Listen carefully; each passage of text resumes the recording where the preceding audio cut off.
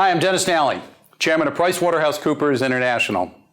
Whether it's the volatile Chinese markets, rising political tensions in the Middle East, or growing cybersecurity concerns, these are challenging times for global CEOs.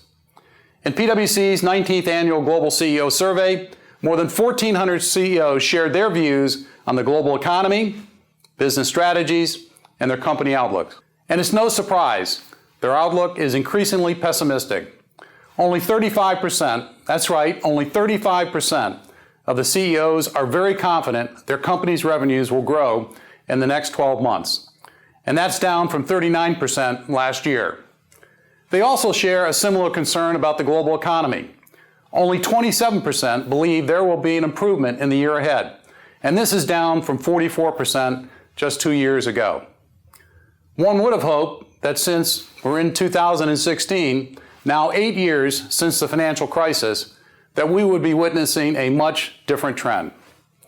So what specific factors are driving this continuing decline in CEO confidence? And how are CEOs redefining their business to really sustain value? And importantly, amidst this evolving global landscape and dramatically changing stakeholder expectations, how do CEOs really measure success? These are just some of the topics we explore in our annual Global CEO Survey. Clearly, the range of issues CEOs have to deal with, geopolitical, technology, regulatory, are more complex than ever. And while popular thinking may point to digital breakthroughs, such as promoting a more interconnected world, CEOs fear the exact opposite. That's right, the exact opposite. That even greater divergence in social, political, and economic models. So when we dive a bit deeper and look at the survey results by region, it's Africa that emerges as the most confident region, with 38% very confident of 12-month revenue growth. And Central and Eastern Europe is still one of the most optimistic regions, with 37% of the CEOs very confident of revenue growth, and this is followed closely by Asia-Pac and Western Europe at 36%. Optimism in North America, on the other hand, is on the decline, down from 43% in 2015 to 32% in 2016.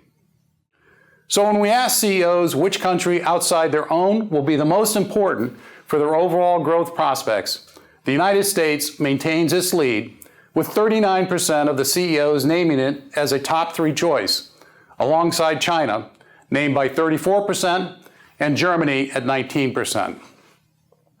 Now, of course, there are threats to growth. While overregulation is again seen as a top threat to the company's growth prospects, geopolitical uncertainty rose to second this year at 74%. And rising concerns about social unrest at 65% and cybersecurity at 61% represent threats to both commercial as well as national interests. So CEOs are focusing on 3 things to help steer a steady course. First, CEOs are addressing rapidly changing customer expectations. Technology is going to be a key to getting closer to customers. So it's not surprising that 90% of CEOs are changing how they use technology in response to these greater expectations. And secondly, as part of this focus on technology, 68% of CEOs are changing how they use their data and analytics. They believe these technologies will generate the greatest return for improving customer and stakeholder engagement. And the third area that CEOs are focusing on is ensuring that they have the right access to the right skills. 72% are worried about the availability of key skills, and nearly half are making changes to how they develop their leadership pipeline.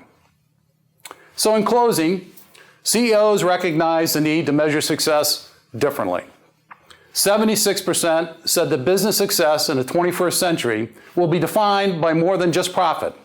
And 86% are currently making changes to how they measure success and what they should hold themselves accountable for. Success involving greater, deeper understanding of what customers and other stakeholders care about and what they clearly communicate for what their company stands for. So these are just a few of the interesting observations coming out of the results of our CEO survey. Clearly today, the role of the CEO is harder than ever. In fact, it's no surprise that the average tenure of a Fortune 500 CEO is only 4.5 years.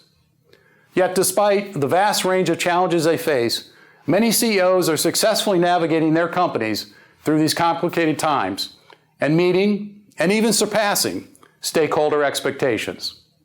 So to learn more, please take a look at our 19th annual Global CEO Survey. Thanks.